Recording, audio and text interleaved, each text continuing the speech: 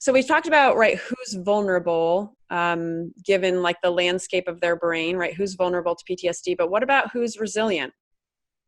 Resilience is another part of the brain in which we have good self-esteem, those who have the ability and knowledge that they can solve problems. Probably overall, they perceive an escape from the event that's happening and that they can solve the problem. It is this inescapability, in my view, that is the most important part for encoding an event as a post-traumatic stress disorder. Got it. Self-esteem,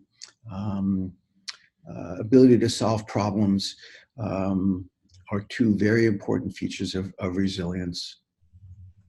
Got it. So, like, what suggestions do you have for people in being more resilient? What I'm assuming most people are watching right now because they've had obviously some kind of an event or some kind of trauma or multiple traumas in their life.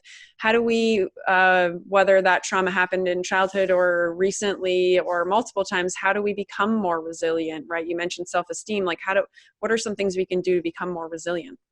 Well, that's a very important question.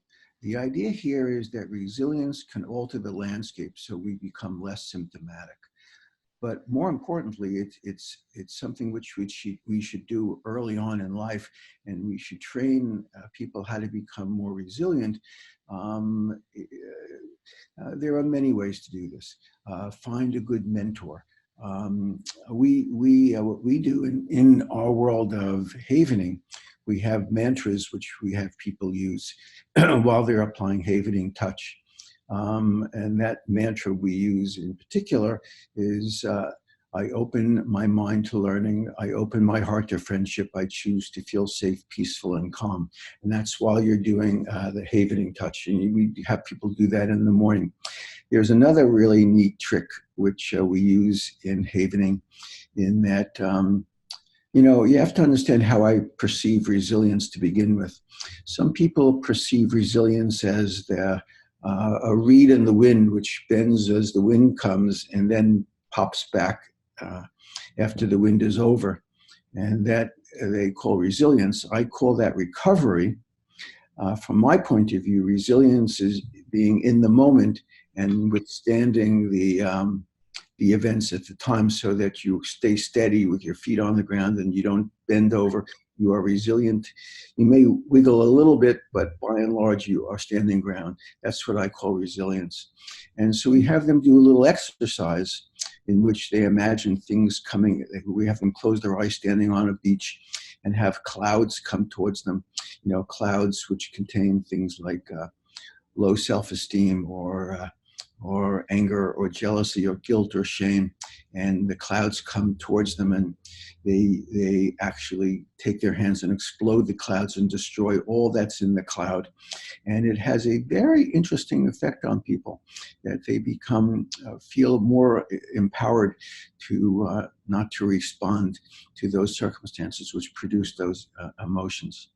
The idea here is that you need to basically also, resilience is the ability also to control one's emotional state. And that takes a lot of practice. And sometimes you just have to, we all can get angry at things, but we have to understand that anger is self-punishment for someone else's mistake. That's how I view it anyway. And so that you have to understand that your anger only causes distress within you. It doesn't help anything.